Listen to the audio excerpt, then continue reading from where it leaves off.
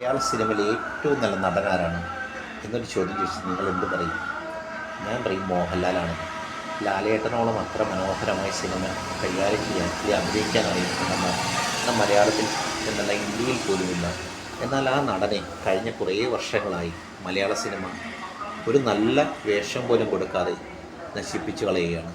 എത്ര വർഷമായി എന്നല്ലോ ലാലേട്ടൻ്റെ ഒരു നല്ല സിനിമ ഇറങ്ങിയിട്ട്. എത്രയോ നല്ല സിനിമകളിൽ നമ്മൾ ലാലേട്ടനെ കണ്ടു. ലാലേട്ടൻ്റെ ഓരോ ചിത്രങ്ങൾ എടുത്തു കഴിഞ്ഞാൽ, പഴയ ഓരോ സിനിമകൾ എടുത്തു കഴിഞ്ഞാലും നമ്മുടെയൊക്കെ മനസ്സിൽ ആ കഥാപാത്രങ്ങൾ ഉണ്ടാക്കിയ സ്വാധീനം എത്രയോ വലുതാണ്.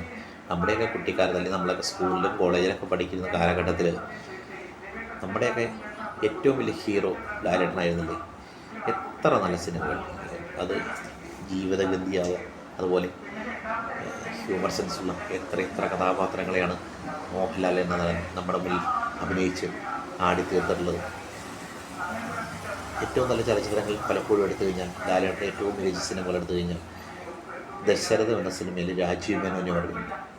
ആ കഥാപാത്രമൊക്കെ വേറൊരാൾ അഭിനയിക്കാൻ നമുക്ക് ചിന്തിക്കാൻ പറ്റും. അതിൻ്റെ അകത്ത് മോഹൻലാൽ എന്ന ആ മദ്യപാനിയുടെ വേഷം, മോഹൻലാൽ ഒരുപാട് മദ്യപാനികളെ അഭിനയിപ്പിച്ചിട്ടുണ്ടെങ്കിലും ദശരഥത്തിലെ രാജീവ് മേനോൻ എന്ന കഥാപാത്രം ഒരിക്കലും മറക്കാൻ കഴിയുന്നതാണ്. പവിത്രത്തിലെ ചേട്ടച്ചൻ, എത്ര രസമായിരുന്നു മോഹൻലാൽ നടന്ന അഭിനയം. അതുപോലെ സതയത്തിലെ സത്യനാഥൻ, മറക്കാൻ പറ്റിയ സതയത്തിലെ സത്യനാഥനെ എത്ര മനോഹരമായിട്ടാണ് ആ കഥാപാത്രത്തെ മോഹൻലാൽ അവതരിപ്പിച്ചിട്ടുള്ളത്.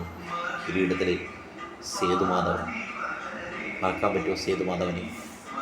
അതുപോലെ തന്നെ കമലതലത്തിലെ നന്ദഗോപൻ, ഭരതത്തിലെ കലൂർ ഗോപിനാഥൻ, ഹിസ്കയൻസ് അബ്ദുള്ളയിലെ അബ്ദുള്ള, മോഹൻലാൽ എന്ന നടൻ മലയാളിക്ക് സമ്മാനിച്ച കഥാപാത്രങ്ങൾ ഓരോന്നും എടുത്തു നോക്കിയാലും അതിൻ്റെയൊക്കെ വൈവിധ്യവും അതിൻ്റെയൊക്കെ അഭിനയ മികവും എത്രയോ വലുതാണ്. ബസ്സി എന്ന സംവിധാനം ചെയ്ത തന്മാത്രയിലെ കഥാപാത്രം, തന്മാത്രയിലെ മോഹൻലാൽ അഭിനയിച്ച രമേശൻ, അതുപോലെ തന്നെ ഭ്രമരത്തിലെ കഥാപാത്രം, പ്രണയത്തിലെ കഥാപാത്രം, താഴ്വാരത്തിലെ മോഹൻലാലിൻ്റെ, ഭരതൻ്റെ താഴ്വാരത്തിലെ മോഹൻലാലിൻ്റെ കഥാപാത്രം, എത്ര സിനിമകൾ. ദശരഥത്തിലെ മംഗലശ്ശേരി നീലകണ്ഠൻ എന്ന അതിഭാവത്വം, അതിഗംഭീരമായ കഥാപാത്രം. മലയാള സിനിമ ലാലേട്ടൻ എന്ന കഥാപാത്രത്തിലേക്ക് ലാലേട്ടൻ എന്ന മോഹൻലാൽ എന്ന നടനെ വിലയിരുത്തുമ്പോൾ എടുത്തു പറയത്തക്ക എത്ര കഥാപാത്രങ്ങളാണ് പറഞ്ഞിരിക്കുന്നത്. പ്രിയദർശിനി, സത്യനന്ദിക്കാടിനെയും ഫാസിലിനെയും കമലിനെയും സിബിമലയിൽ നിന്നൊക്കെ സിനിമകളിൽ മോഹൻലാൽ അഭിനയിച്ച പല കഥാപാത്രങ്ങളും ഇന്നും കാണുമ്പോൾ മനസ്സിൽ എന്തുമാത്രം സന്തോഷവും.